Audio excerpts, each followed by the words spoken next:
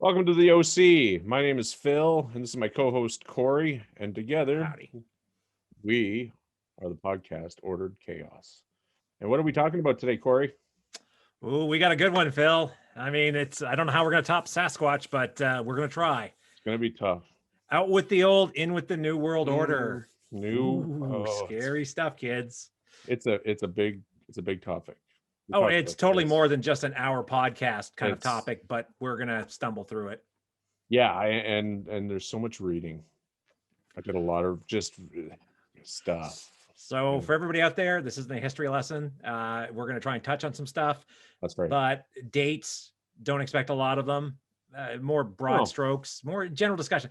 The whole point of the podcast, generally, I see it as sort of, imagine, you're sitting with your buds in the bar having a chat about whatever. Right. Okay. Talking about the craziness stuff. That's right. And typically during editing, if I say something or you say something that's absolutely absurd, I will typically correct that. And how do we have any episodes at all? You haven't had to do that. Yeah, I have had a few where I've had to put in disclaimers. Dates usually. Disclaimers. Oops, I made a mistake. Hey, aren't you glad this isn't live? Yeah, well, it is live for us. But... Okay, it's live right now, but the idea is we actually get to edit. So this whole thing we could edit and fix. You were telling me earlier, so really we should do a podcast about making a podcast, because that would be $1 million idea. Well, we're learning as we go, right? We're also learning. So this is our third episode. It's a big one. So yeah, where do you want to start? At the beginning? But what is the beginning, right? So in this case, what I want to do is, Phil, if I say New World Order, what does that mean to you? Well, when you mentioned it to me, I've never really put a lot of thought into it. And so when at first I was like, the wrestling group, New World Order, like Ric Flair. I kept getting a band confused called New Order. I remember, I think it was a rap band or something. I kept saying, isn't that a rap band? It's like, no, New Order, I think, is a rap band. I don't think New World Order is anything other than a wrestling group. Yeah, are these guys CIA and they pose as wrestlers? Or is the Mountie? Is he really a Mountie? I don't know. That one there, him. Look at him gone away. Yeah. So, but I get it. New World Order, and I think that's the biggest topic that we're faced with for the last 100 years, right? Is the government controlling everything we do? Is there some sort of higher power in politics and in the world that is, pulling the puppet strings? I don't know. So that's the funny thing. Like when you talk about like that, let's step back into antiquity, right? Let's go back to Mesopotamia, Greece. Guess what? There were guys in charge that were going off pulling the strings and getting people to do the dance, right? So this whole New World Order thing, it's funny. It's like, it looks an awful lot like the old world order, except on a bigger scale. Well, yeah. And then I read, so the history as far back as I could find was that Egyptians, okay, so there was these elite level of Egyptian people, right? And the pharaoh, he had these people that could kind of predict winter solstice. Like they were predicting all sorts of things. Winter would start at this time, crops would start. Okay, these are very common the flooding things. of the Nile, that sort of thing. Like the whole idea that they were able to pay attention and say, wait a second. Yeah, exactly. The alluvial river. When's the Nile's alluvial, so it floods every year. But he knew these things, and so he didn't tell the regular Joes. He was like, the river is going to flood. Did you know the pharaohs, apparently his sole job was to make sure the sun rose every morning? Make sure the sun raised. That's his job. Every day the sun rose, and the days it wasn't, this is where he talked to his people. So it's not going to rise today. All right, I'm going to say I'm not going to let it rise today. Well, this is it. That's right. It's like, do as I say, not as I do. I don't know. They're anyway. That's as far back as I read. I mean, I think you probably are more well versed in Masons and sort of the Illuminati side of things that's the more interesting side of it. So the problem with the Egyptians is the Egyptians are better known for how we remember them than what they actually did. I'm taking the great courses. They've got a course in the foundations of Western civilization, and they go back, and that was one of the lines they used. They said if you look at the stuff that the Egyptians actually did, I mean, pyramids are great and all, but really they're remembered for how they're remembered versus what they actually accomplished and did, because everything they did, the Greeks had done. Like there were other areas that had done this. I mean, not the pyramids, but the whole idea that the religion, etc., the caste structure, you know, the ziggurats all over the place, which again was done by the Persians before, the whole home of the gods. Right. Yep. The Illuminati and the Masons, those are more the interesting nearer term ones, because Jesus, let's see, everything like Egyptians and Greece, that's all kind of BC, right? So our records are kind of spotty on that.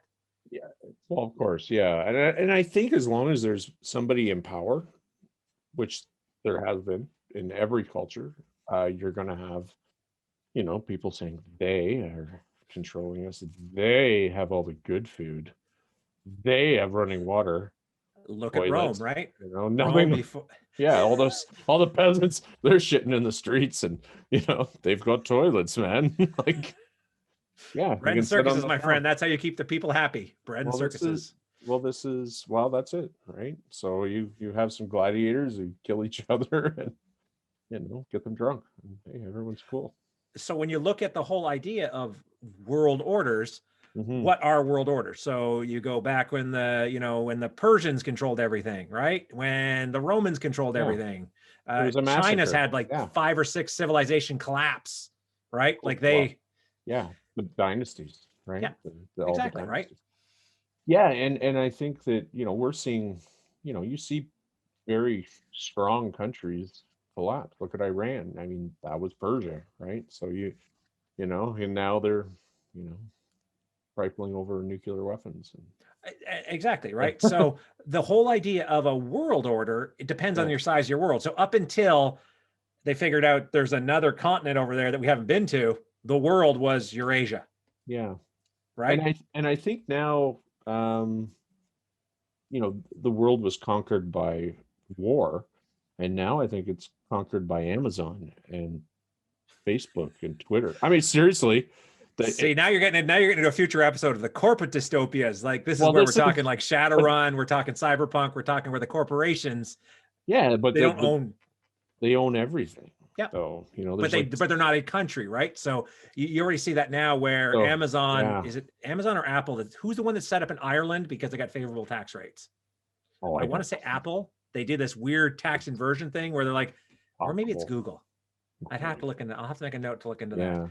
I mean, we can get into this a little further about some, because down the way we can talk about some of these corporations, because it's strange how, you know, there's all these meetings and places and things that don't get seen and talked about. But let's keep going. We're in the kind of the infancy here of, I think shit started to really get real when you had like the Freemasons and the, you know, they started early 1700s. That was sort of like that was kind of their heyday where they were really taking off as a secret society. And right. What were you, the elite, right? Like they were the guys. Like they, what's the other one? Skull and Crossbones.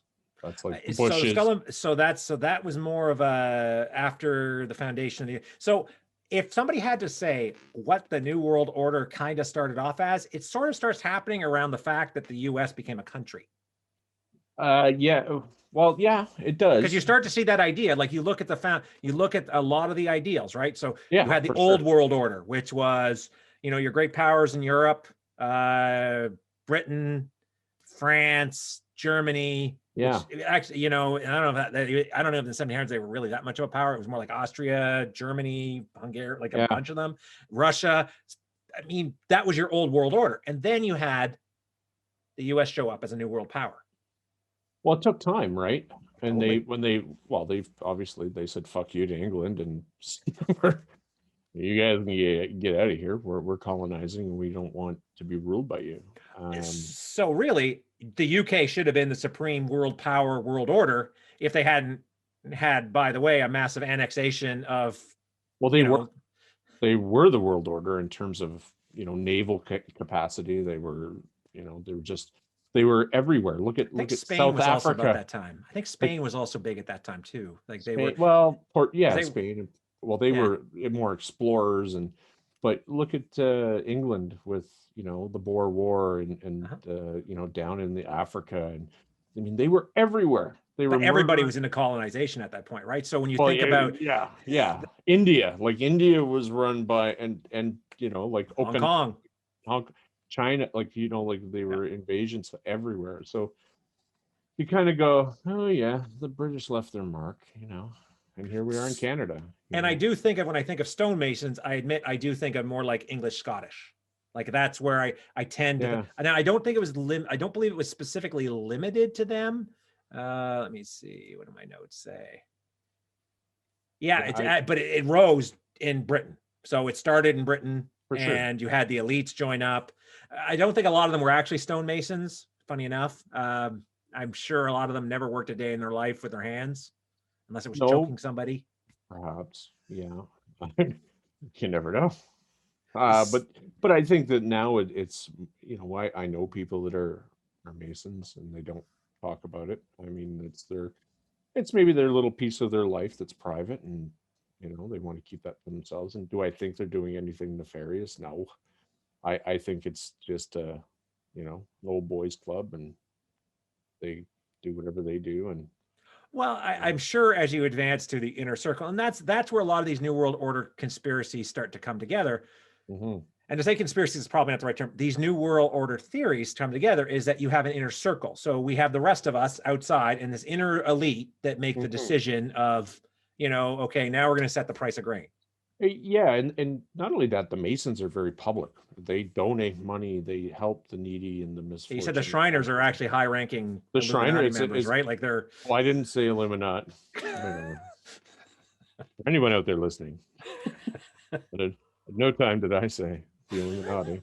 We're Shriners. No, the Shriners are. Yeah, they're like another the upper echelon of the Masons, from my understanding. And anyone who's a Mason who would like to leave a message and tell me otherwise, that's fine. But, it is a secret society, so maybe I'm wrong. Like I don't know. Worst kept secret. It's like one of the worst kept secret societies, right? It's been out there. I mean, didn't it? Yeah. It's been around forever. Well, 1700s. I mean, but 1700s, like 16. So funny enough, we talked all over the world, and it spread, right? For sure. Yeah. So they factor into a lot of them simply because anytime you have a secretive group, right? Well, because you'd think a secretive cabal that rules the world would do a better job of being secretive. That's a nice word. That's the word they all use. Cabal. It sounds almost like sinister. But okay. So with that, a New World Order traditionally is considered to be a totalitarian dystopia, right? Generally speaking. From what I read, it can be a number of things. With dystopia or utopia, we talked about that. So I was going to get to that, because one man's utopia is another man's dystopia. So a communist utopia is a capitalist dystopia, right? So it's that whole idea. It's a bad day to be capitalist. It's a bad day to be capitalist. And likewise, if you're big into socialism, right, and you have a free market economy, you know, where essentially the corporations run everything. That's right. You're probably not super happy with that one, but the capitalists would be. Right. What I read too was that, you know, it would require a huge amount of people to no longer be on the earth. Like be a lot more dead than alive in order for this to work, right? So some of the theories we'll touch on get into that, where the events that have happened. So World War I, World War II, their population didn't kill enough people. And I believe in our COVID conspiracy, I said this is not killing anywhere near enough people to be a conspiracy. to be or just poorly done, right? Who knows? Yeah, so you'd be looking at over 2/3 of the population of the world to be the elite. Like really?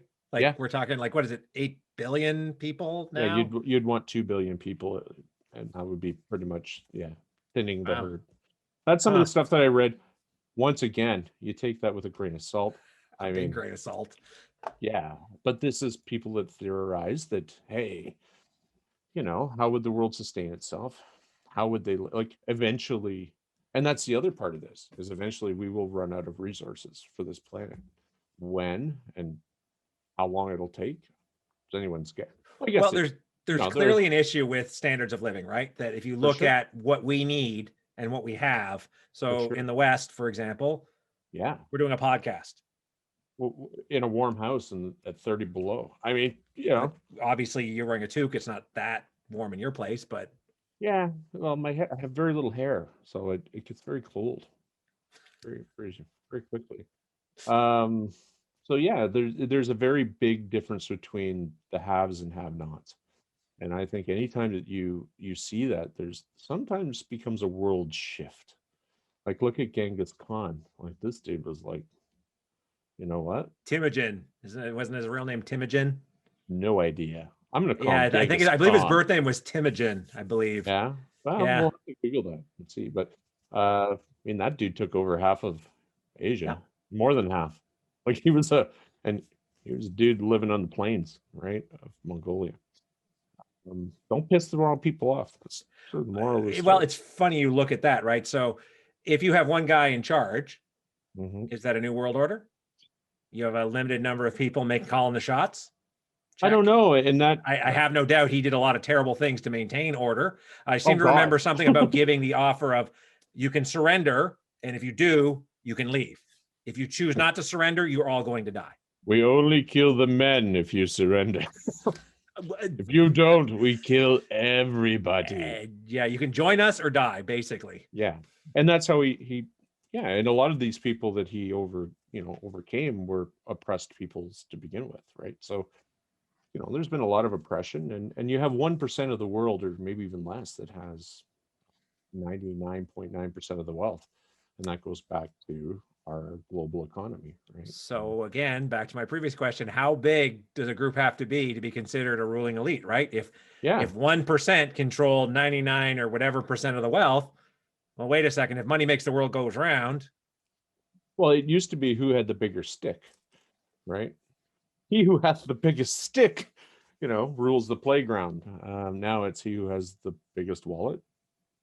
Well, but this is the problem, right? So whenever that is used and somebody decides, oh, wait, I can pick up the stick and hit you with it. So all of a sudden it's like, what's your money? So you look at this in areas, rich, like wealthy areas of cities, right? When stuff goes to hell, they're like, exactly. It's like, wait a second. Oh, crap.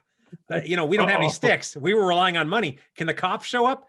Well, they might be a little overwhelmed dealing with all the other stuff because you didn't spend your money on sticks. No, you spent your money on gold-plated toilets. I hate to generalize, but like if you look at Trump and you look at what his following, he has a very high following of working class people that are just working day and night, trying to fucking make a living, get their kids to school. I mean, whoever they are, we can all judge them and whatever. I don't agree with his politics and I don't agree with his methods, but I mean, these are people that are saying, hey, I'd like a fucking break too.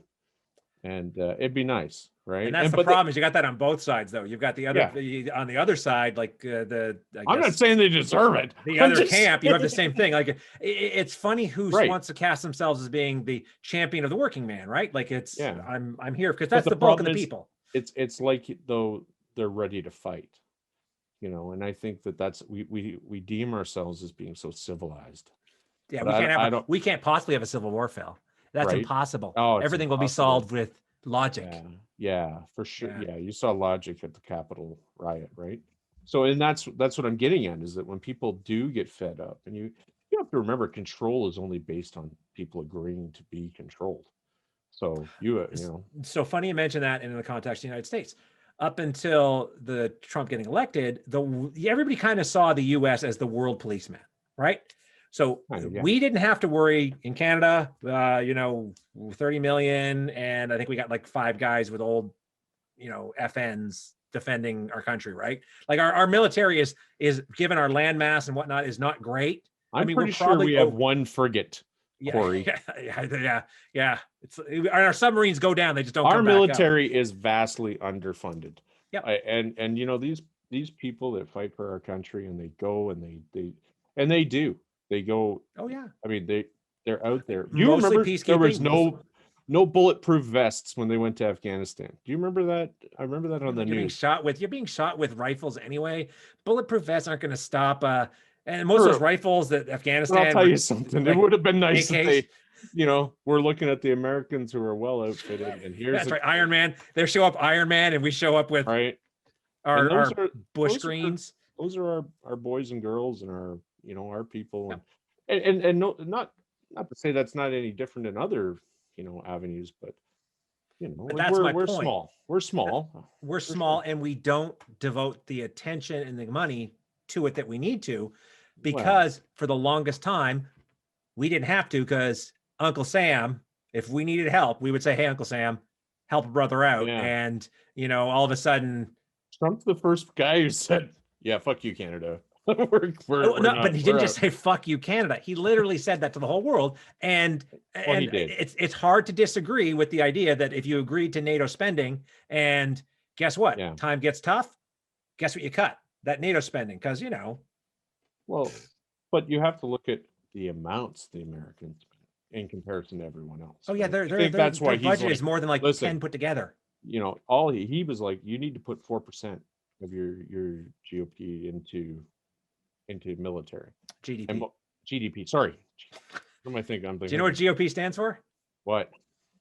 No. It's Grand Old Party. It's the term for the Republicans. The Republicans, the GOP. Yeah, the GOP, the Grand Old Party. I don't know. Stop quizzing me, goddammit. I'm not quizzing you. It's just I figured it was a teachable moment. Oh, okay. I learned so much. But yeah, so the 4%. It doesn't sound like a lot, but you have a country that's in poverty.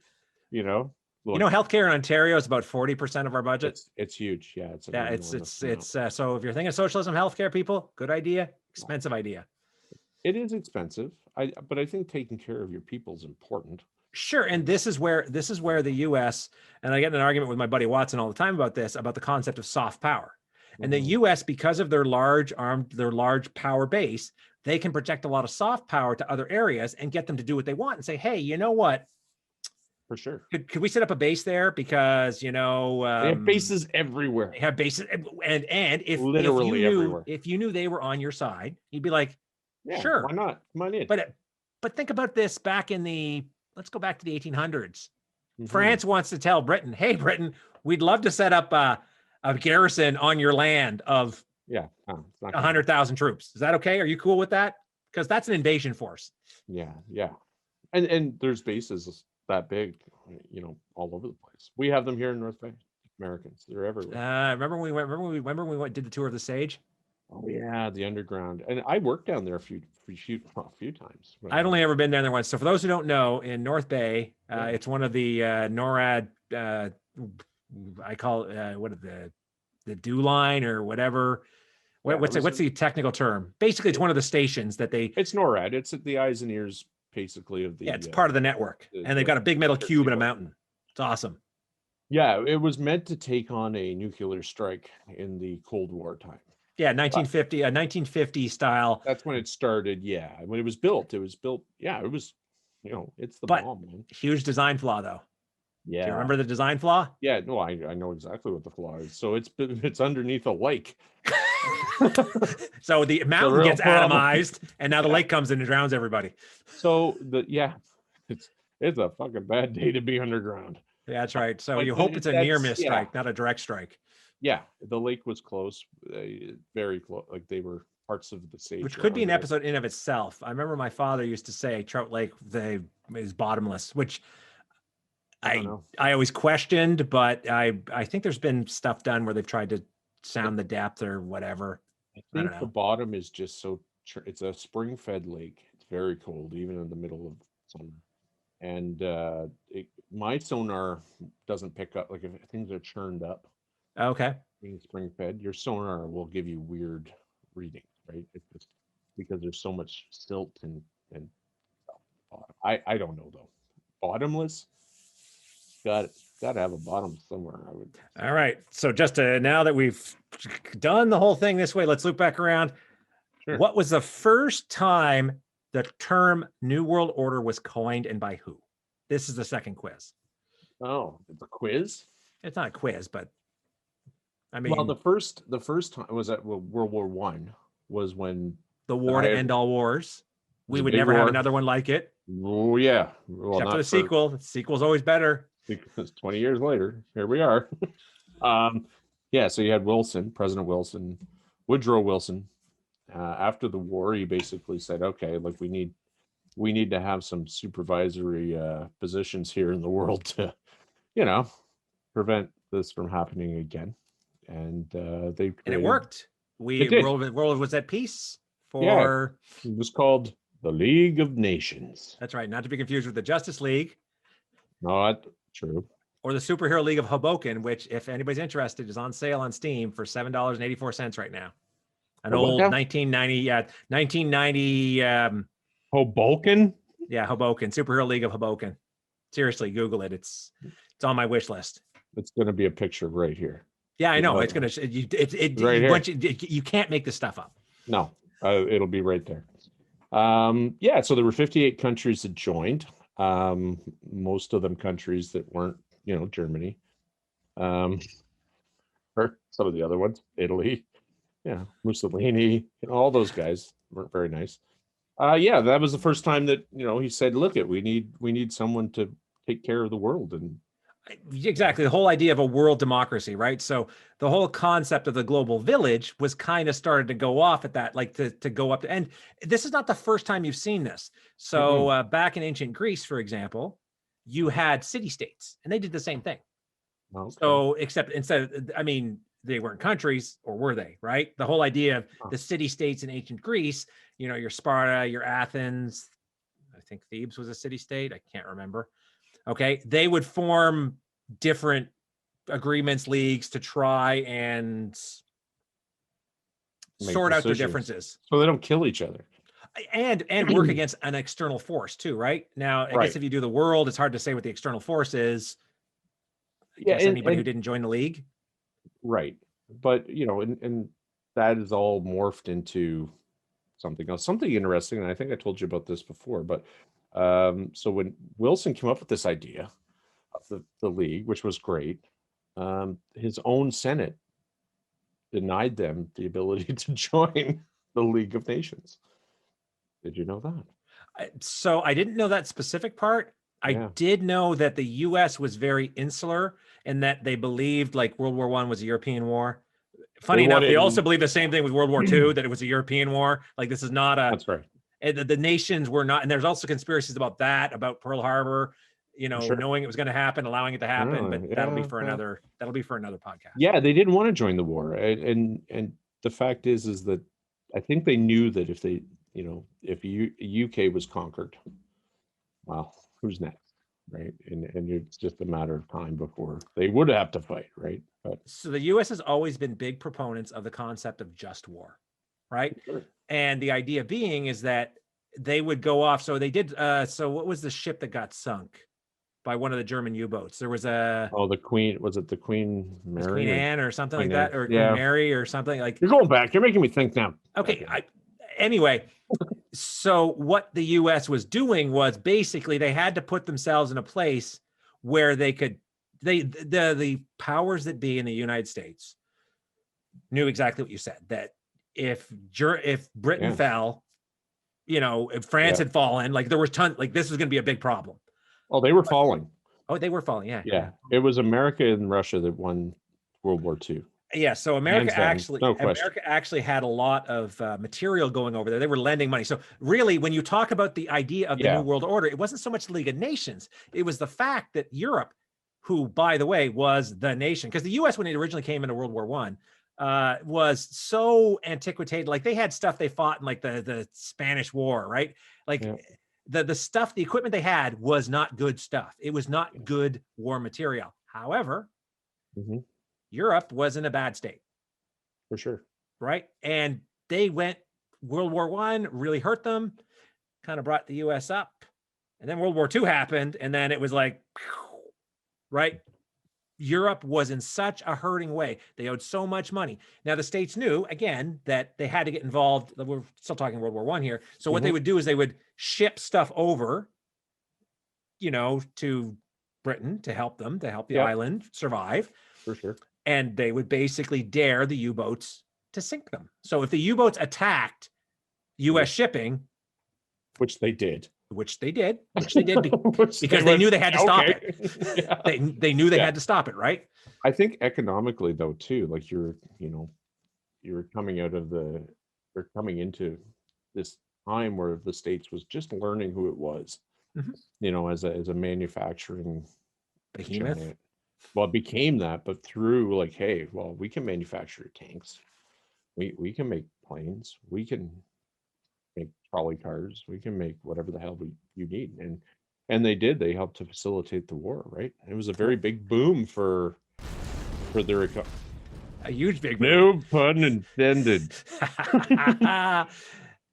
Blowy. Yeah, no, it was a big influx of business for them. So their economy was, the roaring 20s.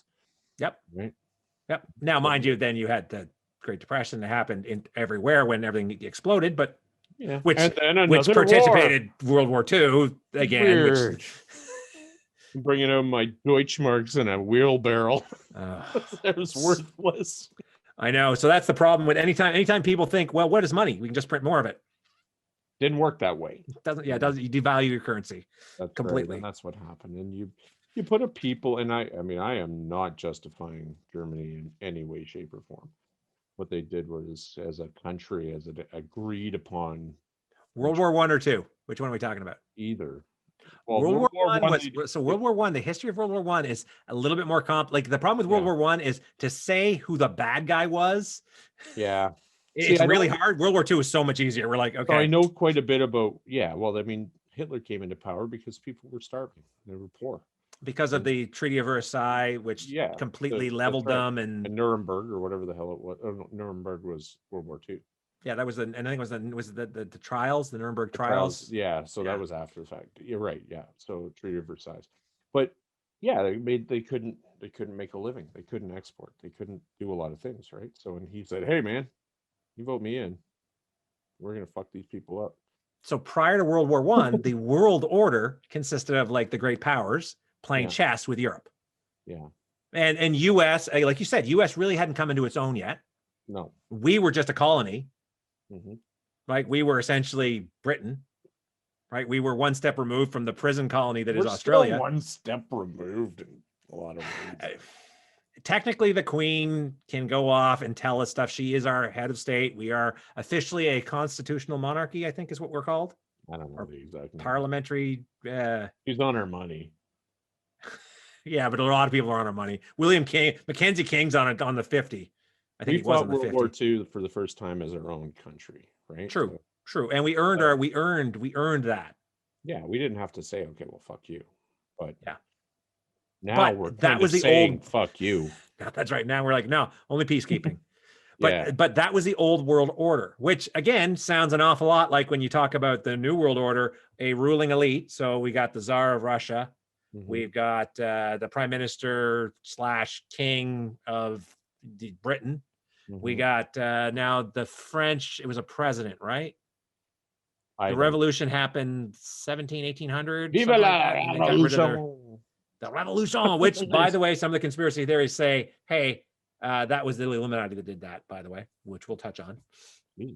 Right. And he had this idea that they would parcel up the world, right? So they would go off, and those countries, the leaders of those countries would get together and say, okay, let's stomp over everybody. It was like Hitler promising Poland to like Benito Mussolini, right? Yep. Listen, if you if we do this, and I don't know why he has a French accent. But I don't know why either. I guess he was an artist, I guess. Yeah, gets in the pool, yeah. Okay. Anyway, yeah. So he says to Mussolini, both linguistically and culturally offensive in one go. Well done. I know. It was the pool. Too far. Too far with the pool. Everyone gets in the pool, okay? German, I think we are the bad guys. We've got the skulls. I think we're the bad guys, Hans. Hans. Oh, can you imagine being a German? You're a fighter in their army, and you're like, dude, I don't want to fucking do this. So my wife used to work reception at a retirement home. Okay. And they would have Remembrance Day ceremonies. And one of her coworkers was like, well, so-and-so, she overheard this conversation. Oh, well, what about so-and-so? Well, he's a veteran. Yeah, he fought on the other side. Oh, right. Like It's like, ooh. Now, I'm not saying there's a whole lot of evil motherfuckers out there, because there was. And they got what they deserved, as far as, maybe not enough, as far as some people are concerned. However, you know, I'm sure there was the guy who was just off the farm, handed his bag and his gun, and was told, listen, this is what you're going to go do. And he's like, if it's World War II, he was on crystal meth too, by the way. Well, if it was World War II German, he was on crystal meth. Yeah. So if you don't do this, well, you know, we'll kill you and your family. No big deal. Well, we don't have to. No, we don't have to kill you and your family. You'll be completely ostracized, and you'll be socially shamed, and yeah, your basically life will be ruined. And then we'll kill you. Since we will kill you. See there we go. That's the whisper, right? That's the better. Yeah, that's, and since we will kill everything you love. Okay. So, and that's the old world order that was, and I say old world, like, and again, the world order has changed as the world has changed. Well, I think that's still flexing your violent nature, right? Like World War II is then you have Korea, you have Vietnam, you have all these other little weirdo. Well, so you saw that, right? You saw that where during the Cold War era, so after World War II, you had all these little proxy wars happen, right? Yeah. And some of them were really weird, like the CIA Bay of Pigs thing, right? Where they hired mercenaries to go in and take out Castro, which didn't work. That dude was tough, man. That fucking Castro guy. And he wouldn't wear a bulletproof vest. He'd be out in public, and they're like, "Oh, Mr. Castro, you're wearing a bulletproof vest right now. You're afraid." And he'd take his fucking shirt off and be like, you know, no. I don't have a lot of. So if you ever get a chance, there's some pictures that compare our prime minister to Fidel Castro, where they say he's their son. Yeah, that would be a good. That would be a good picture to put up. Yeah, it's the hair. Yeah, it's the nose. It's the jaw. Like it's because Justin Trudeau and Fidel Justin's Castro. mom was very close to Fidel Castro, right? Yeah. So and I did some reading, and I have the only thing that man seemed to do was really piss off the United States by just not doing what they told him to do. It was like a dad and his kid, and he's like ostracized. And well, so one of the challenges with Fidel is because Cuba was aligned with Russia, right? So the whole they gave him guns. What was it called when they put the nukes there? The Cuban Missile Crisis. The Cuban Missile Crisis, right? Yeah. So that was a bad day. That was a real bad day, right? So who's gonna push the button? But it's stuff like that where you start seeing. So at one time the order became you had Russia on one side and the US on the other, and everybody sort of joined teams. Like you were on Team USA or Team Russia. And whoever lived closest to you was sort of like, completely. Why? That's right. You don't want to be surrounded. You don't want to be surrounded by Russians and say, "I'm joining Team USA. Please don't kill me." Like vice versa. Russia and China, they've united as a group, and you kind of go, wow, okay, that's a strong force. But like anything, right? It's the challenge you run into is you're going to do what's in your best interest, right? And that's what all these order conspiracies kind of work into, is what is in this country's best interest. So if Russia and China formed a super bloc, right, which I think there's been countless movies and video games and books where they talk about, we've got like Canada, Mexico, and the US and the UK and Netherlands and France and Germany sort of form the Western Bloc, and then we've got the Eastern Bloc, and I don't know what happens to Australia, but I'm pretty sure it's a deadly place. We probably just leave it alone. There's spiders and there's a lot of snakes and a lot of snakes. It's like, you know what? Now you're good. Kangaroos, man, that place. They're fucking vicious. Yes. They'll kill you. They'll kick the shit out of you. First, they'll kick the shit out of you. Then they'll kill you. Anyway. But I just thought I'd put that out there for all you kangaroo lovers. So that kind of captures like the idea that we have had several orders, but the whole idea of the New World Order with the League of Nations, this was the idea of the world democracy, right? The whole idea that we are there's going to be so many people. I don't know what the number is. I'll just be honest. I'm not well versed in things pretty much World War II, pre-World War II. I'm pretty well versed in World War II. I mean, it's we learn in school. It's sort of the, My sister, I'll have to send you it. There's a meme she put up where it's like basically at age 30, every man either has to really get into World War II or smoking meat. Apparently that's what we all get into. I have had a craving to smoke meat. I'm not gonna lie. Seriously? I thought about buying a Bradley. Is that the green egg? No. Or is that? No, that's a smoker. It's an electronic smoker. Anyway, back on topic. Yeah. So anyway, yeah. So from there, like 1942, then you have the UN. The UN's formed, right? Now, and don't forget, in the UN, what's one of the biggest, importantest parts of the UN? And it's got like 7 or however members. It's got 5, and it only has 5 members. The Security Council. It is and they are the permanent. So you have 5 permanent people. You've got United States, you've got Russia, China, you've got France, and who's the other one? Britain. Oh yeah, anybody with nukes, basically anybody with nukes. So I believe the criteria was nukes, and there's is it 1 or 2 extra seats that are like I know Trudeau was. So then they have 10 seats that are reoccurring every 2 years. Okay. Yeah, I didn't know this either till today. I was like, okay, well, the UN, oh my, okay. I knew they had a dark council that controls basically everything. So listen to this. Cough, cough, New World Order. Cough, cough. Each of those groups has an opportunity. They can veto any decisions. Anything. All they got to do is like black ball. Done. Done. And Russia has used that veto more than anyone else. Yeah. Ever. But everybody has used it. So everybody's used it. I'm sure. They went, okay, let's not look at this. Yeah, exactly. You can make all the crazy resolutions you want. Like all these other countries can pass something. We're going to maybe kill some Syrians. Well, but the UN was designed to stop stuff like that set up in the States where you had, the US funding the plucky resistance and the Russians funding the plucky resistance. That's not the resistance. That's the, it's. Well, all these major powers fund small powers to do their kind of dirty work. Proxy.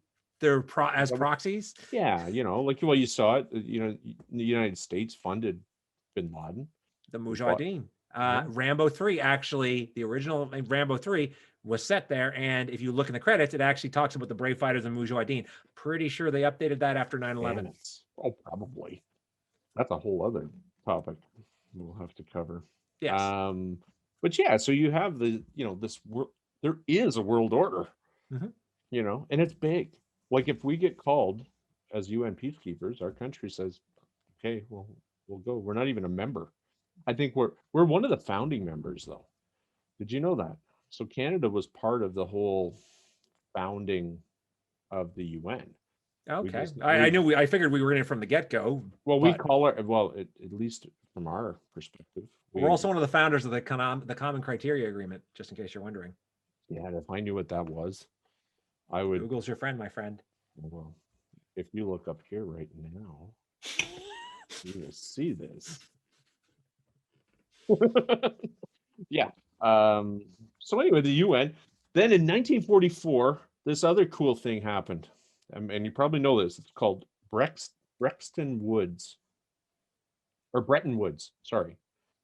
It formed basically the World Bank.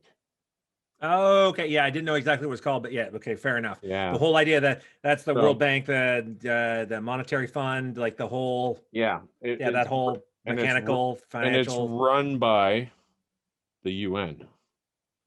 Okay. How convoluted is that? So not only do you have, this group that runs the military aspect of the world in terms of like, well, whose PP gets slapped for doing whatever. But what is slapping? So I don't know. Remember? Sanctions. So they have ability to not just. I mean, you can say like you can put an embargo on their exports, which people have done. North Korea, like I don't even know how they stay alive. Man, they must farm a lot of like something potatoes. I think China. I think they have a good relationship with China, and it's. Well, I wouldn't say it's really hard to. Yeah, I don't know if it's good or. But anyway, I know they also control the money, so they control. Well, and what happened was in World War II, people were poor, man, and they said, okay, well, we'll give you money to rebuild your country, and I'm pretty sure that happened in Germany. Like Germany right now, in this day and age, is a beautiful place. It is absolutely gorgeous. A friend of mine who is German, I know, crazy. He's from there, and you know, he comes to visit Canada. He visits family here, and he like most of the buildings were like level, like most of the towns were leveled. So everything's new. Where you have like, you know, things in the United States been around for hundred years, right? Well, everything since 1945 is basically brand new in Germany.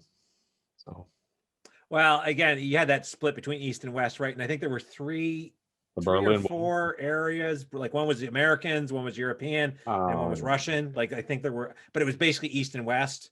Yeah. And then you can pull up a graphic, and you may see it over here. Yeah. Phil, I'm just showing you. You got to look where I'll see that over here. So you had that breakdown, and you're right, a lot of money went into it. Yeah. And part of it, funny enough, was to show the other side how awesome they were. And I think Russia lost that one because West Germany was basically the good Germany. Well, yeah, East and West. So one was heavily guarded, obviously. Nobody was breaking into it. Nobody was breaking into East. You weren't trying to get into. I mean, they were doing everything from trying to make air balloons to digging holes into this thing, and it was a very, you know, and a lot of people died trying to get the fuck out of there. But then, you know, there was a lot of people. So if you go back to this New World Order now, so now you have the UN, which is also controlling, you know, they're not I shouldn't say controlling. They're monitoring. They're keeping an eye. They are the don't fuck with us or some bad shit will happen.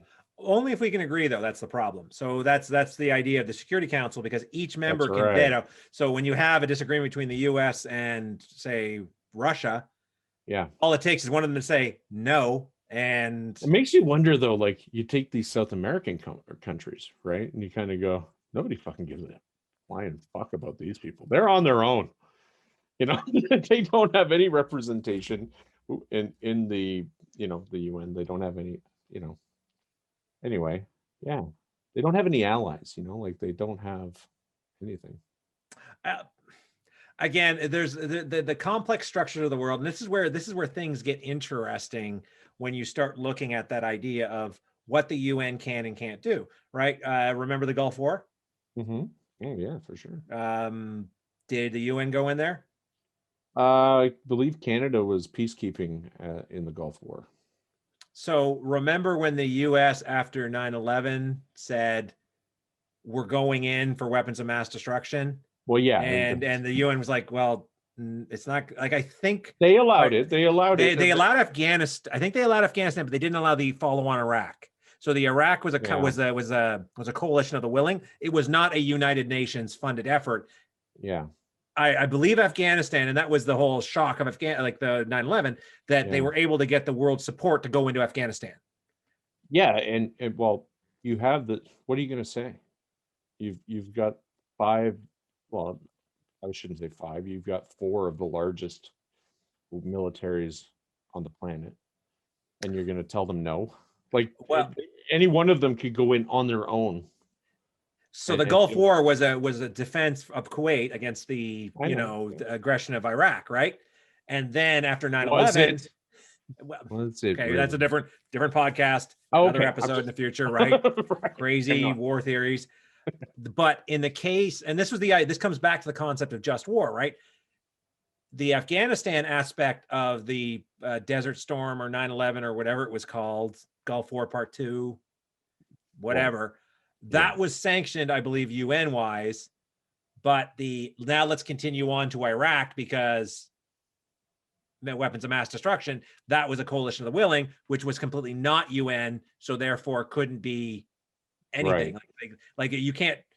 And are you going to sanction like the UK and the US? What are you going to do? It's and there's the term. It's very gray when you're a UN peacekeeper, because you're not allowed to be on the offensive. You can only retaliate. Shake hands with the devil, with Romeo Dallaire, right? Where he talks about his stories there with that was the Rwandan genocide. Is that what it was? Oh my God, that's a horrible story. And it's just, you hear the about Hutus and the Tutsis, I believe, is the two Tutsis tribes. and the Hutus and the Tutsis. And they basically pitted them against each other. We're getting off topic here. We are. But when we talk about, when you talk about these orders that are happening, you've got chess pieces being moved. And the question is there a world order? Well, we got the United Nations and we got a Security Council. So it sounds like we've got. There's other things that are going on. Sure. And I thought you've mentioned this before, the Bilderberg group. Yep. I'll be honest, I didn't know who they were. Oh, I thought you were a big X-Files guy. Like, conspiracies. No, this should be totally down. Not here. really, not at all. I'm not really a conspiracy theorist at all.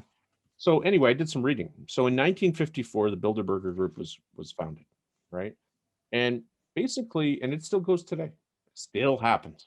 150 of the world's most elite people, the richest of the rich. Wait, just so I'm clear, we have a small group of people, 150, making decisions, and they are the most powerful, influential government. I mean, you're talking leaders of the world, government, industry, whatever in the world. Zero media, right? The security is so intense, you can't get 100 miles near this fucking thing. So who tries to get near it? Just take a guess. What guy? Alex Jones. Ta-da! So Alex Jones has been like a crusader for this thing. He has been arrested. I don't know how many times, but the one that, he's like, I want to see what's going on in here. Anyway, they meet to talk about politics of the world. Nobody really knows anything about what goes on except 150 of the world's elite in a giant armed garrison. Maybe just a big sex party. We don't know. Well, there is one of those too. Was Jeffrey Epstein there? He could have been. I don't know. You got some guy like Epstein who's providing pleasure to, illegally. Have you watched The Boys? No. You seriously? You haven't watched? You don't want? Do you know what The Boys is? Oh, the TV show. Yeah. The superhero one. I didn't say go watch The Boys like your boys run around. No, The Boys is. No, I know. Carl Urban, Billy Butcher. Superheroes are jerks. They get up to all sorts of shenanigans. You are totally okay. No. Anyway, season 3 is going to focus on, I believe it's called the Herogasm arc in The Boys. That's what the rumors have been saying, which is basically all these, really terrible people get together and have this big, massive sex drug party. There is something else like that. I'll get to that because I've got a list here. Hold on. He's got a list. He's part of it. This is legit, and if people are listening, go and check out what happens. It'll make you kind of quite like, what the fuck? And these are like government officials. These are not just and they're from all over the world. You've got every representation from powerful places. Check them out. Bilderberg Group, formed in 1954. You have the Trilateral Commission. I have heard of this one. And what it is a think tank, once again. With like the Brand Corporation? The think tank for the world. Basically, it consists of people. It's international. It's formed in 1973. And it's to get together and discuss how we can affect world politics. That sounds like a new world order. See, and that's a lot of the common threads, right? Yeah. Anytime you have a localized power elite, doesn't count. So right? guess who remembers though? Just guess. Just take a guess. Some of the members that I'm gonna guess the Queen of England, Bill Clinton. Really? The Bushes. Okay. George W. H. Whatever W. Either one. Both. Yeah. So I mean, but it's presidents. It's which you kind of go, oh, okay. Well, that makes sense. If you're gonna, back to my previous comment about soft power. The idea is hard power is when you send your tanks and your bombs and your guns in. Soft power is when you're able to manipulate events to get people to do what you want for your own national interests. So and correct me if I'm wrong, what does the president of the United States have to do with, Jeff Bezos, who owns Amazon? Should there be you know what I mean? And they're at the same, event. You have to say to yourself, what is this? And oh yeah, we don't talk about it. Oh, I got one more. Wait, I got one more. Okay, fair enough. One more. And this was the most disturbing, so I thought I would save it for last. And it's been around the longest. It's called Bohemian Grove. Bohemian Grove. Sounds like an underarm deodorant or no, it's a resort. It's an armed resort. It's a resort where you can't get anywhere near this thing. So for 2 weeks every year since 1872, the richest men in the world, there's no real number of how many, get together. 0 women, not a single woman is allowed on the premises, right? These are the most, these are the absolute, you are the, this is, you know, presidents, this is kings, this is, but you have to be male. Some of the things that have leaked out of this thing over the last 100 and some years is that they promote, you know, nakedness among men and a lot of weirdness.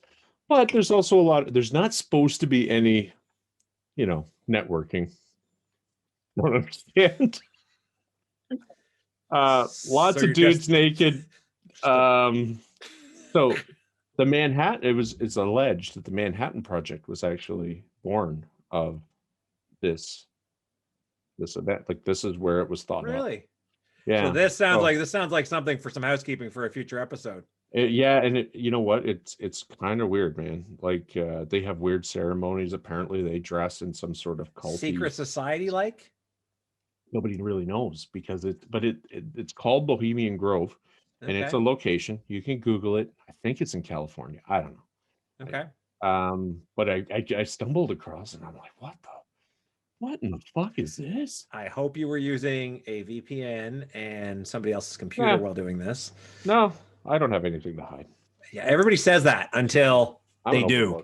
Yeah, I'm good. Yeah, so that was the last one, and then, you know, but these cliques, these organizations, why do they need to exist? Well, I think that, you know, we have a world economy and it's controlled by a handful of people. And so it's funny you mentioned that. So originally when we were talking about this, I said, hey, you know what? Let's go to everybody's favorite whipping boy, the Illuminati.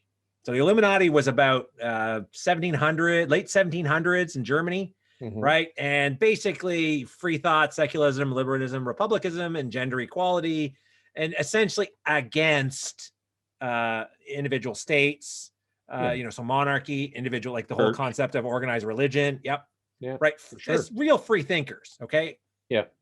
They were scientists, right? Like they were. Well, they were a mix, right? You had a lot of academics, which is usually what you have in these things, right? It's not the guy at the beer and pretzel, although you did, and they were one of the ones that actually poached an awful lot from the Masonic lodges for membership. Now they got crushed, right? And the Bavarian Illuminati, which is where they started off, they figured they got suppressed to death in about 1785, right? So not surprisingly, royalty was like, hey, what does suppression mean? It means you drove them underground. Like, it means they can't be one of those public secret societies because they're getting crushed. Right. So did they get crushed or they go underground? See, I don't know much about them. And when people say that they didn't exist, you know, like there's no. So they did exist. The question is, did they exist as the invisible puppet masters, or was it like just a club of a bunch of intellectuals in Bavaria saying, hey, maybe there's no divine right to rule. What the hell? Why do I need to do what the church tells me to do? I should be a free thinker. And a lot of the theories come back around to this. And this is where, when you start dealing with the founding of the United States, right? So you start dissecting like their dollar bill. Okay. And there'll be an image here. Yes. Okay. I've actually got the image. I can't show it, but Phil will put it in when he edits, right? Where they break down the dollar bill and they say, you know, here's the eye and the pyramid. That's right. This means, what are we saying? 1776 date Illuminati formed, right? Like, there's a bunch of stuff that they've got in there that you're like, okay, but the founding fathers are from, you know, the place where all of this took place, right? But they are from Bavaria. What's that? Yeah, but the masonry, like, I mean, no, you're right. Like, so they had a lot. So the whole idea that they decided to, again, again, the whole idea of one of the things that the Illuminati were pushing, they were free thinkers, right? They believed in libertarianism, liberalism, republicanism, if that's a word. Basically, the concept of a republic. We'll know in a minute because it'll be up there. Republic is, but so they had a lot of the same ideas, right? The U.S. is currently a republic. That's what it is, right? Which is an ancient concept back from the idea of Greece. Texas is a republic. Well, the U.S. is technically a republic. The U.S. is a republic, and the republic for which it stands. I think that's a line somewhere. I don't know. I don't think it's in a song. But the idea that they were either inspired or were like it starts to get a little hazy, right? So you start seeing that, and when you look at some of the architecture, you had mentioned something about the Denver airport, Phil. I did, and that's in itself an entire week of shows. Yeah, and I don't have. I'm glad you say that. They believe that the Denver airport is the HQ of, the New World Order. That's sort of the consensus among the conspiracy those in the know. Those in the know, or those who talk more than others at parties. They seem to be the ones who think that, but it's a weird airport for the simple fact it's one in Denver. Two, it's the second largest airport in the world.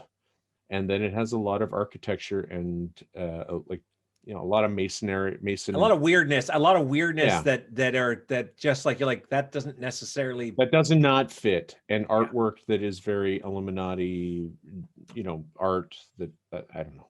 So that's one of the things. And now underneath it is apparently catacombs of, like, who knows? There's a lot of secret, like, levels. They think there's secret levels or levels that most people don't have access to.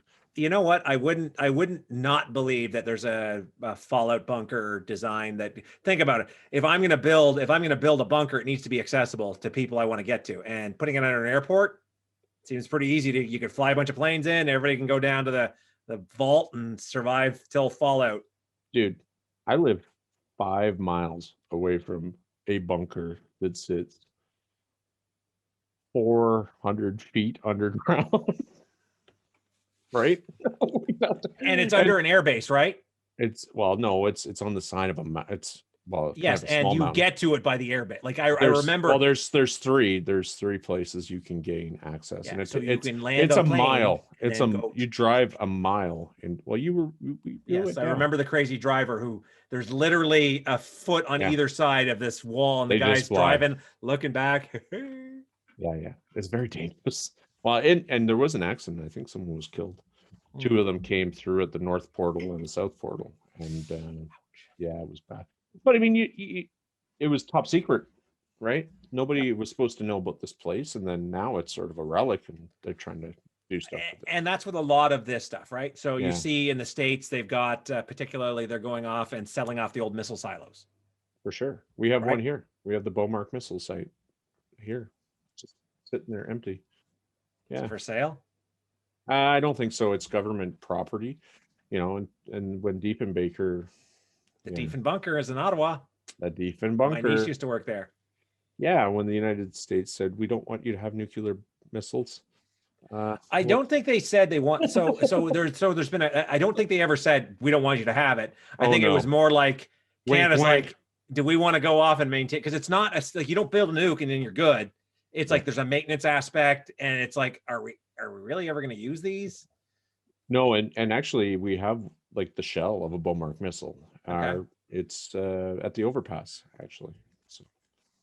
So coming back around. Yeah, back to the Illuminati. So if you look at, let's start at the Illuminati at the end, at the beginning, and then we walk all the way through everything we just meandered through, which is probably horribly confusing for everybody.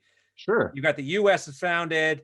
You've got a lot of Illuminati sigils. You've got, like, again, you talked about Skull and Bones.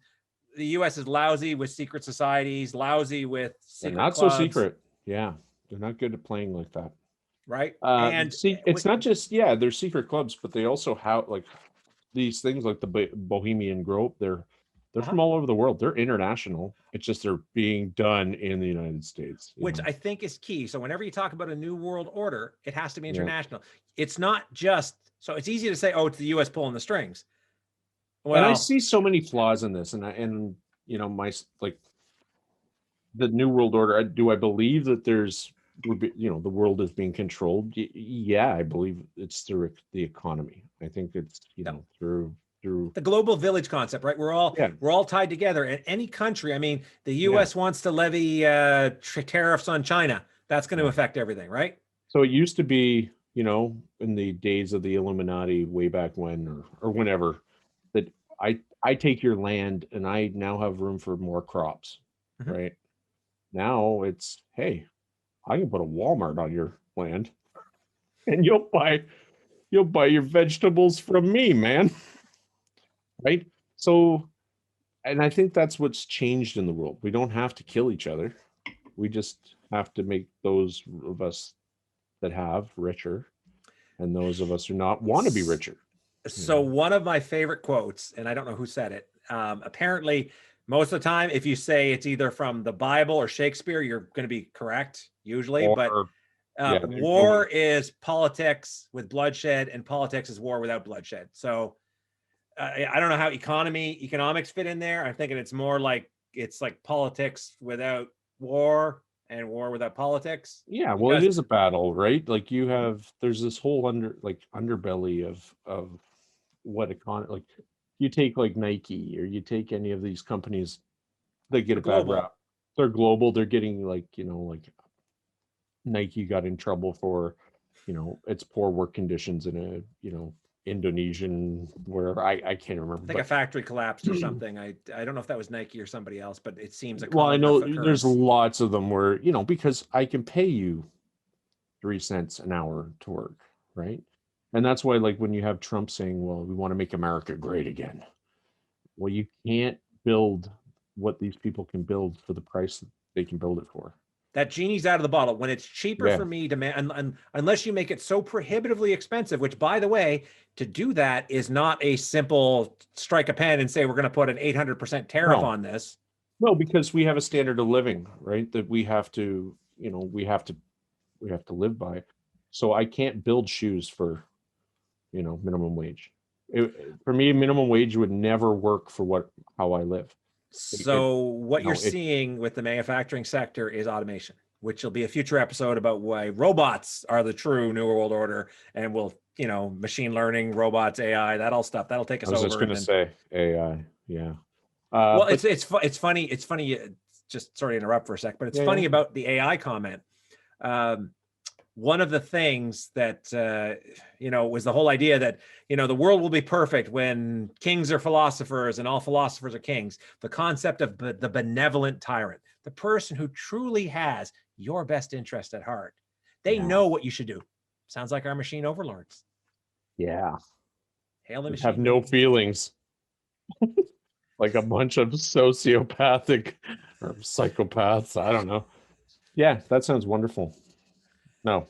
So why do we care about the concept of a new world order? So the whole traction of these, you know, let's say the Illuminati from the late 1700s is truly behind, you know, the foundation of the United States, all world wars, and they're pulling strings. Why do we care about that versus what? Like what's the concept that New World Order violates? I think this is very North American in a lot of ways. I think that it's very American.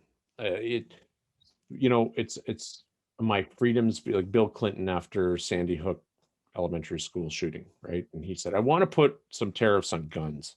And they're taking our freedoms away, you know, and it becomes this like, oh, Bill Clinton's now New World Order because he wants to take our gun rights away. You know, so it becomes this thing where, you know, do you think they talk about New World Order in Rwanda? I would say they live on this planet the same as we. How about even China? How about in China, they live a New World Order. They live a totalitarian. They live a decided life. This is what you'll do, and this is how you'll do it. You know, so I don't believe that you can have one group of people. We're too diversified in what we hate. We hate too much. You know, well, it's true. You can't have people like Palestinians and Israelis on the same side of a new world order because they'll never agree, right?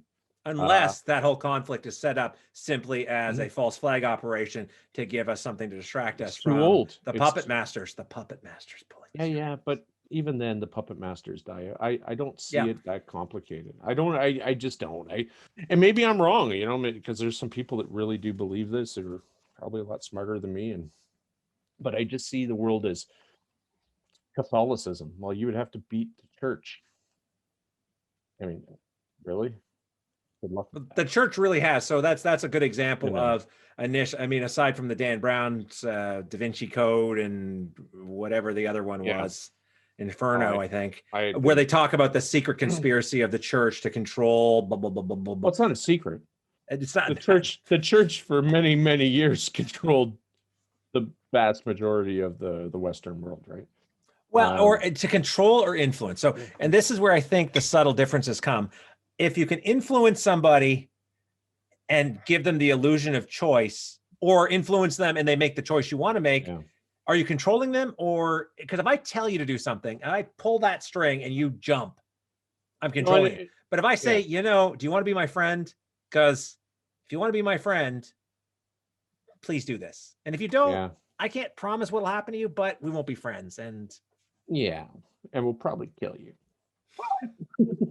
But no, but in those days, the king ruled the people and the Pope talked to God. And the king talked to the Pope. Unless you're dealing with Protestantism, in this case, the king is God's Protestants came about because somebody wanted to divorce a chick for the 15th time or something. He's like, he's like, I'm getting tired of killing these things. So can you just make it so I divorce her? King Henry VIII, I am, isn't it him? King Henry VIII. Anyway, he was brought out he said, look it. I'm going to go this way. And if you don't like it, we're going to kill every one of you. And the Pope went, go with God.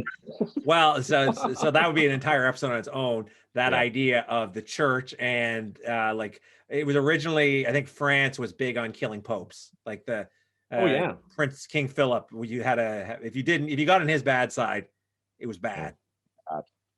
Yeah. So, but I think we all want to control. I want to control my life to some degree of what I do. We want to give order to chaos, right? We want to have we want to have that. Like order, chaos. Order to chaos. And it's true, you want to be able to you want to have some control over your life. Or some illusion. So this is where we deal with the concept of perception, right? You want to have the illusion of control. You and I, for example, both work. Okay. Yeah. And theoretically, yes, I could go off and say, you know what? I'm not going to work this week. I'm just going to go build a lean-to in the woods. I could do that. You could. I could do that. Well, it has consequences. It has consequences, right? So realistically, can I do it? Maybe not, right? So it's that idea that, but I have that choice. I can choose to do it. Versus, if you don't do this, I'm going to shoot you in the head. Well, you're right. But do I have a choice? Jump or be pushed. You can jump or be pushed, Phil. There's a choice. I think most of us are pretty content with the level. Like in Canada, I'm not going to speak for other countries. Yeah. Or other people, but there's definitely a poor, poor middle class and upper There's class. Economic stratification, of course. In every country. Then, both you and I were poor. Okay. Sure. Neither of us are that now. I mean, we're doing podcasts. Right? This is not. Life has changed drastically. True. But no, we grew up poor. We grew up together, and we saw, it was a different time. Throwing rocks at each other with rock fights. Your grandfather hated that. That rock if my kids ever did that now, oh my God, I'd lose my banana. How did we not lose eyes? Seriously. I don't know. All the things we did. And I just. The wrecking yard, the fun in the wrecking yard. Oh my God. Jumping across car piles. Car piles, Corey.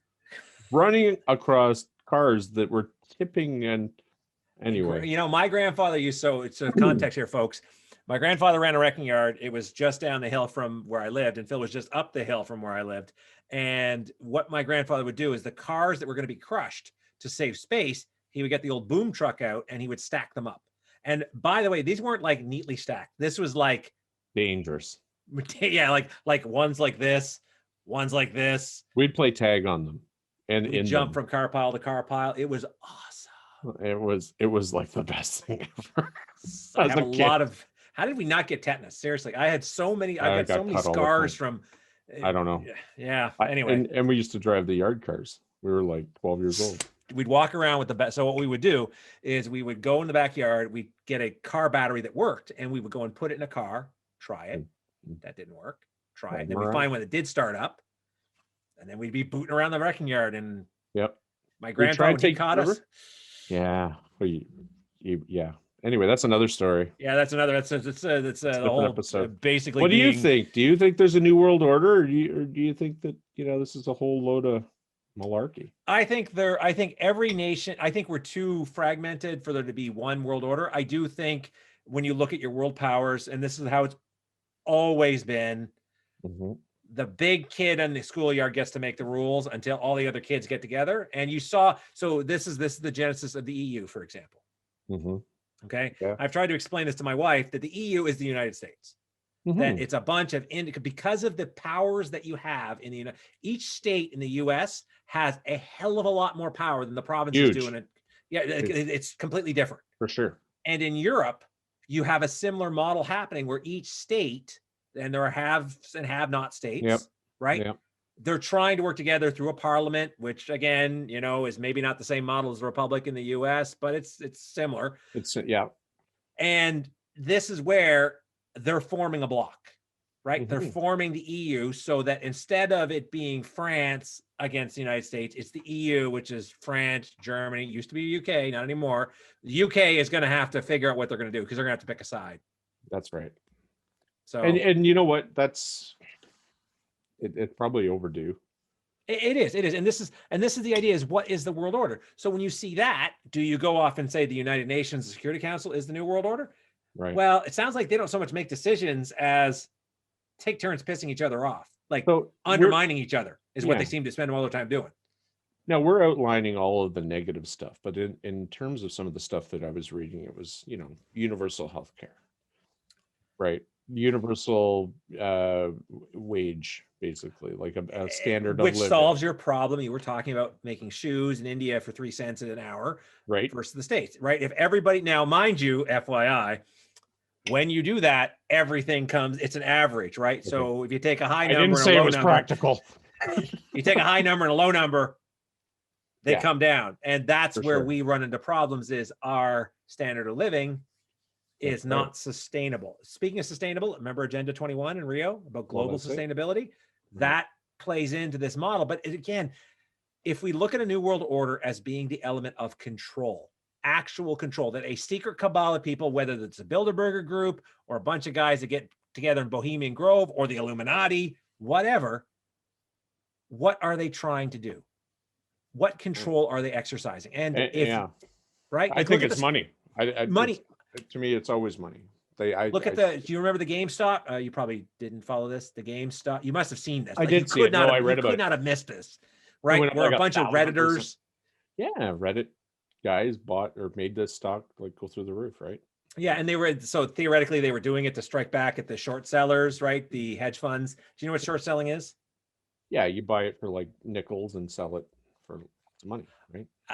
So the way short selling works is basically I borrow it from you. So you're GameStop. I borrow the stock from you, or you're whoever owns a bunch of GameStop. I say, I'm going to borrow this from you and I'm going to sell this. And then I'm going to pay you on Thursday what I owe you. And my hope is that when I owe it to you, it's worth less than what I bought it for. I've been able to sell it for more, right? I did not know that. See, I don't go down into that area of it's not good. That wouldn't be healthy for me to do stocks. Remember Popeye Wimpy? I will gladly, I will gladly eat a hamburger today that I will pay you for on Tuesday or whatever the line was. Yeah.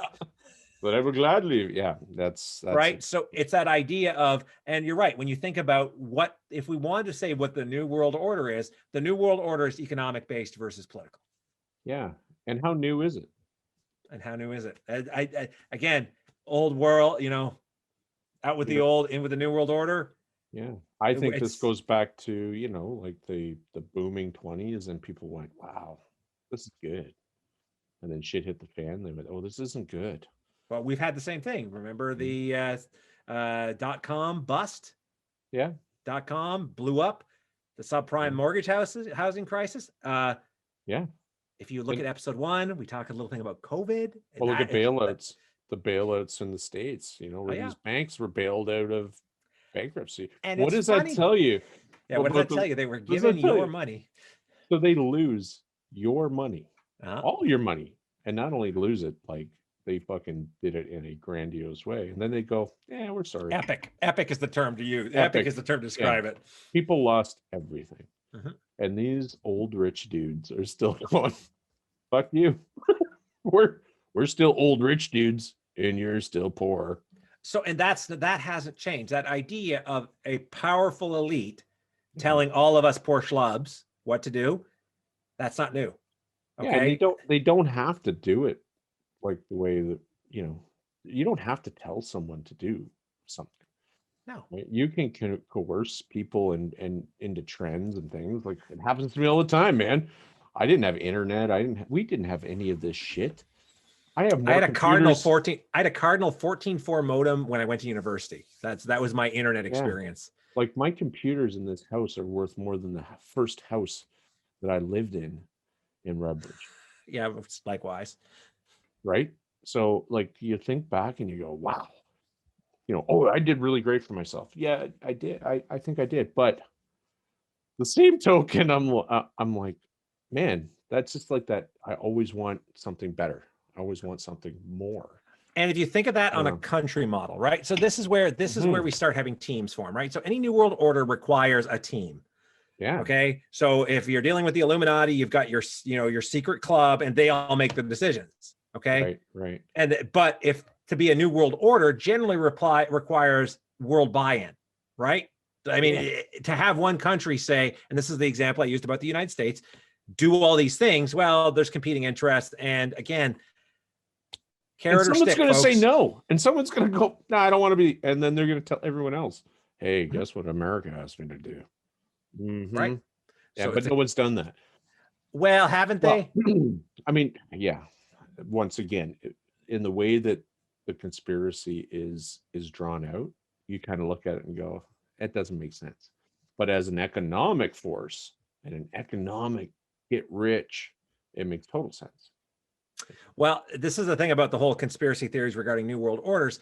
It's that there's the unfolding of history rather than social and economic issues. We change over time. We evolve. Yeah. And the idea with the New World Order usually comes down to that is being forced versus happening organically. Economic systems develop over time. Now, again, back to the GameStop example, that's an example of this massive spike. Same thing with the subprime mortgage crisis, right? Where you had a bunch of really shady, bad decisions being made that knocked over the house of cards. Their mortgage, and that's why it's funny, because when I had renewed my mortgage, or our mortgage, this was 3 years ago, because we're in a 5-year. They made you requalify at the highest. Like, so when they look at your income, they look at my wife and I, and they go, okay, do you qualify? Will you be able to pay this if you die? What? I put some blueberries in my bourbon and thinking that would be a taste sensation. FYI, folks, not a good idea, because you bite into them and they're literally saturated with bourbon. So it's that's disgusting. Anyway, it is. It's a horrible idea. I do not recommend it. The internet lies. Just so you know, folks. Always lie. Don't you even cannot make sangria out of bourbon. No. I even forget what I was gonna. Okay, you were talking about having to qualify at a higher. At a much higher. So I think it was like 5.6 or something. So now, I know there was the 2% that they were trying to get you to qualify. They said you had to qualify at 2% higher than what you got, which is fine. I mean, for most people that's not a big deal. But then there's some people that are just squeaking by to be able to pay their mortgage, and you kind of go, oh, okay. Well, now what happens when the mortgage rate does go up 2%? And now you can't afford to live in your house, and the bank gets your house. And that's exactly what happened in the States. Their mortgage went in at super low, and all of a sudden these banks all shit the bed, and now their mortgage rate went up to like 7% or whatever the number was. Well, it was hilarious, right? Because they basically lent money at such a low level and convinced a bunch of people who shouldn't have owned houses that they could own a house. For sure. So those people put money into it, and then all of a sudden It's default. Normally the bank is like, great, I've got all this housing, except everybody was doing it. So you had the shopping around of debt, right? And again, was that a deliberate manipulation? Who knows? Possibly. Like I think it was a deliberate manipulation at a micro level that had a macro effect, right? And that's where a lot of these New World Order conspiracies come in, is that the US is doing something. They're not doing it to control the world. They're doing what they in their best interest. And every country does that. And the EU now as an entity will probably be trying the same thing, right? Just like Russia is, just like China is. Right. Yeah. And sometimes though, and I think people just fuck up. I think there's a dude that just was there going and made a mistake, or somebody, or a group of people, and they fucked up and they said, hey, let's lend some people some money. You know? Have you ever watched The Big Short? No. I haven't either. I've Melissa has a couple. I think she's watched it once, and I caught parts of it. And they were like issuing mortgages to dogs. Like there was no vetting.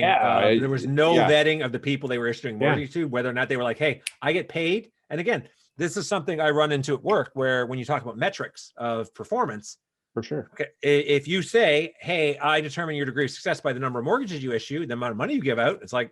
So I just got to, it's like Brewster's, is it Brewster's Millions? What was the one where he had to give away? Pryor? He had to give away. He had to spend, what was it? Like 100 million to get, or something like that, or 10 something million crazy. Yeah. In a week, and to get his like real settlement. And he could only do so much in each. So it's whatever you, so one of the problems you run into in the subprime mortgage prime crisis was an example of this, where they were rewarded for giving mortgages out. So it's in my best interest to give out as many mortgages as possible. And since there's no consequence for things failing, for me anyway, I got my bonus. I'm good. Right. If you can't do it, you just sell the debt to somebody. I think sometimes we want to always see the evil in things, and that, but I think genuinely people fuck up, If you're so a good rule of thumb is always assume incompetence over malice. Yeah, and don't get me wrong, I'm not saying that these people are, that run the financial world are good people, but I think they make mistakes. But I think if you're looking for the New World Order, that might be the first place you want to start looking. Is these? I think it's the only place. I don't see it being guns. I think we have too many big guns. I think the world is a dangerous place if we start wars with each other. Now you've got nuclear weapons. You've got all sorts of crazy biological warfare. It's become. See our previous episode on COVID being a biological weapon. That's episode right. Episode 1. And like us and subscribe. Like us and subscribe, please. There will be red buttons all over the place. So you do that. Such a shill. That's right. But yeah, I think that maybe it's not always as complicated as we make things out to be. But I definitely think people want to get. You can't. Greed is something you can't escape. You can't escape greed. Humans by nature. Am I a greedy person? Maybe. I like to have things. Do I admit it? Yeah. Would I prefer to be poor? Fuck no. Yeah, see, that's the one advantage I think both of us have. Yeah, that's one of the advantages both of us have, starting at the lower class at the start, like being poor. I tell you, you don't want to be that.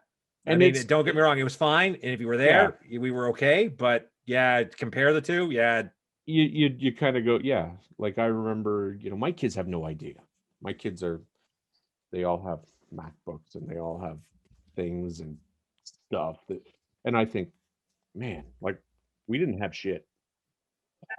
Like, and if you did, your dad did pretty good with you. My mom and dad tried really hard, and it was sometimes the prioritization was a little funny. Like I had a Super Nintendo, right? Yeah. But I only got to buy clothes once a year. So right? And I tell my kids that because my wife is always buying the boy Gap and new jeans and new stuff. And we would get one outfit to go to school. I wouldn't just get one outfit, but I remember it was like, here's $100 to go buy clothes for the year. Make it work. So you're not buying Blue Notes, you know what a pair of sneakers are right now for a kid? Yes, especially the oldest one with a size 13 foot. It's insane, man. And that's the other thing is the price of everything is constantly going up.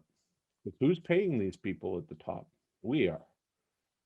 Well, and this is the idea, right? That these are organic systems, and I think every time, and again, the issues we've talked about with the subprime mortgage rates is when anybody fucks with the system.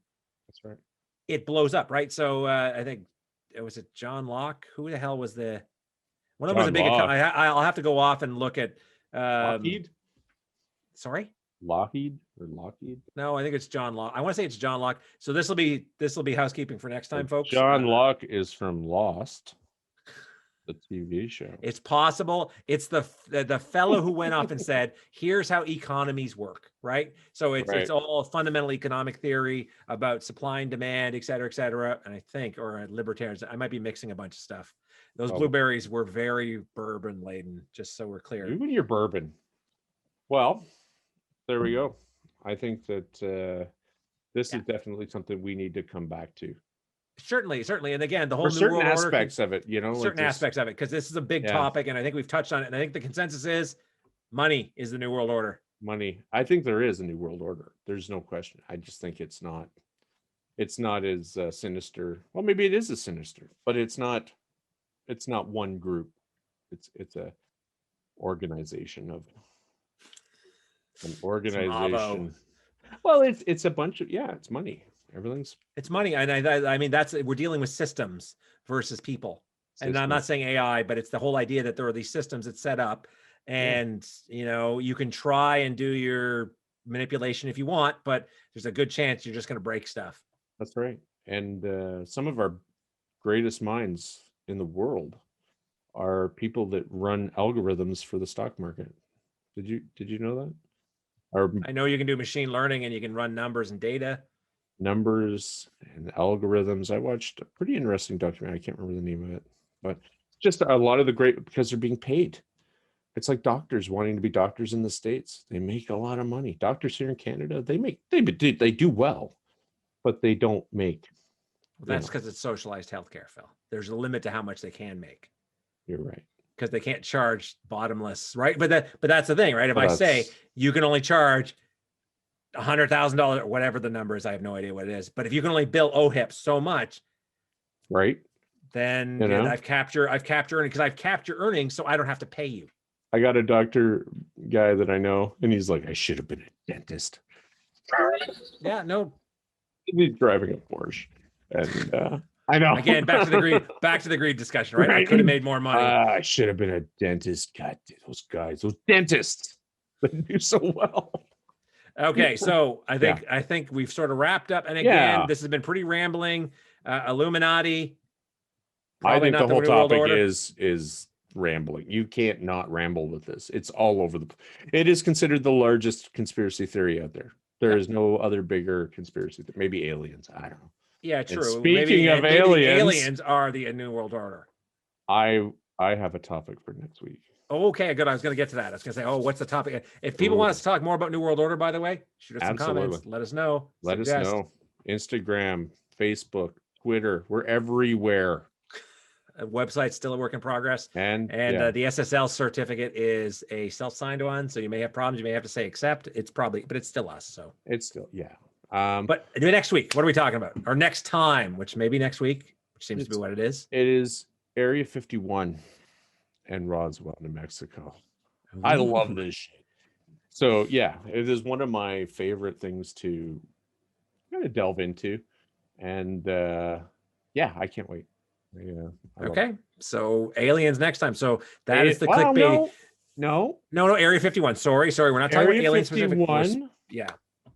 Because there's parts of that, but see, and this episode could have been Illuminati, which might have been more focus, which maybe we'll do that. Again, it's been more of a broad topic sort of day, but hey, we'll focus next time. I like it. All right. Until next time in the OC, I'm Phil and this is Corey, and you have yourself a great evening. Keep your stick on the ice, as Red Green always said. If they don't find you handsome, maybe they'll find you handy. Good night, and then folks. Something about duct tape. Always have a rule. And on that Take care, folks. Good night.